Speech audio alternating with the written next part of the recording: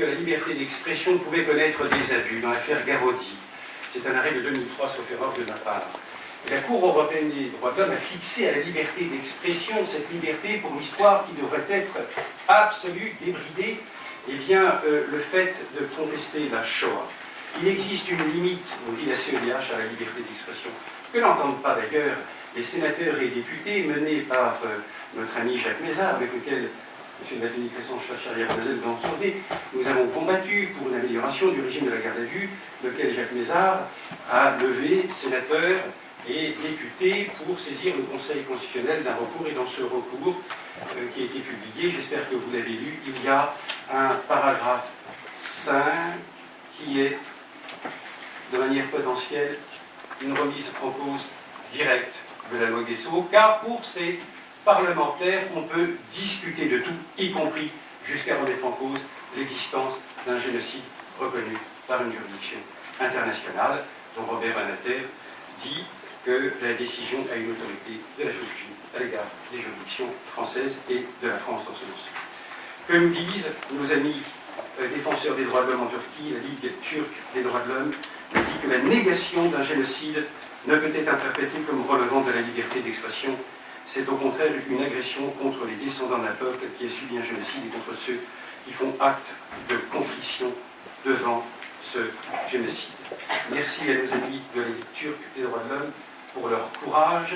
Il existe en Turquie un article 301 dans le code pénal turc qui actuellement qualifie le crime, le fait d'évoquer de manière directe ou indirecte le génocide arménien de 1915.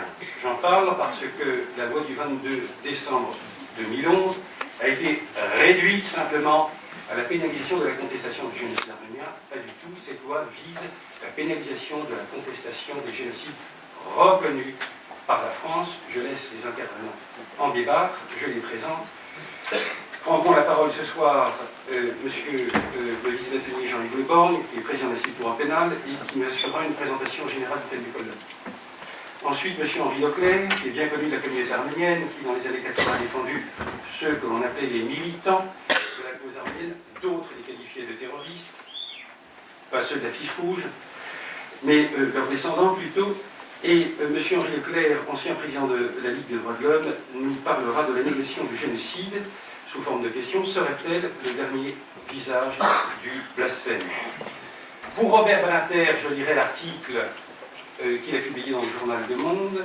Le Parlement n'est pas un tribunal, il n'appartient pas au Parlement de légiférer sur l'histoire, d'émettre une vérité officielle, au contraire d'émettre des lois dites normatives.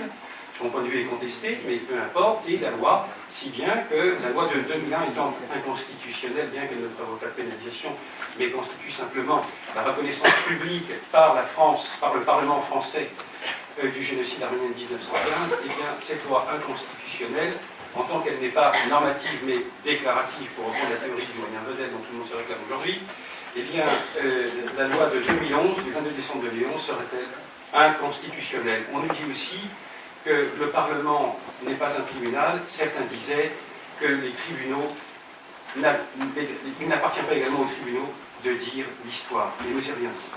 Christian Charrière-Bonazel, également bien connu de la communauté arménienne, pour avoir participé au mois de janvier 2007 à ce colloque à la Maison de la Mutualité consacré à la pénalisation du négationnisme avec Bernard-Henri Lévy, nous parlera du négationnisme et de la liberté d'expression. Merci M. Batinier d'être présent. Vous êtes ici présent en deux qualités, en trois qualités, quatre qualités. L'homme, le défenseur des droits de l'homme, le bâtonnier et le président du Conseil national des barreaux. Bernard-Henri Lévy nous a dit d'ailleurs à ce sujet, comme il disait, que le négationnisme est le stade suprême du génocide. Je me rappelle la question. Basile Adair, avocat pénaliste spécialisé en matière de presse, membre du Conseil de l'ordre actuellement, nous fera un état de la jurisprudence sur la notion de négation depuis la loi Guessot. Merci Basile de nous faire donc ce panorama de jurisprudence. Qu'est-ce que ça signifie en pratique devant les tribunaux, la pénalisation de la négation de la Shoah?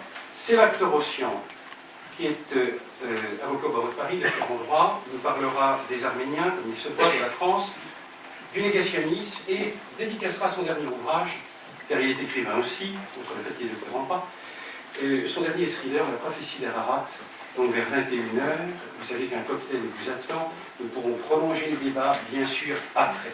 Donc restez. Ron Soffer, avocat au barreau de Paris et New York, nous parlera de la pénalisation du négationnisme et du droit américain. Est-ce que le droit américain pénalise le négationnisme, des génocides? Apparemment non, mais le droit américain est beaucoup plus subtil. Et le bâtonnier Mario Stasi, président d'honneur des droit pénal, se livrera une synthèse totalement débridée des débats. Merci Mario. J'en profite pour évoquer la mémoire de Bernard Stasi. Moi qui ai été présent au cours de mon adolescence, feu Bernard Stasi, qui était un authentique défenseur des droits de l'homme, était présent pendant une certaine période, chaque 24 avril, pour commémorer à chaque fois l'anniversaire du génocide arménien.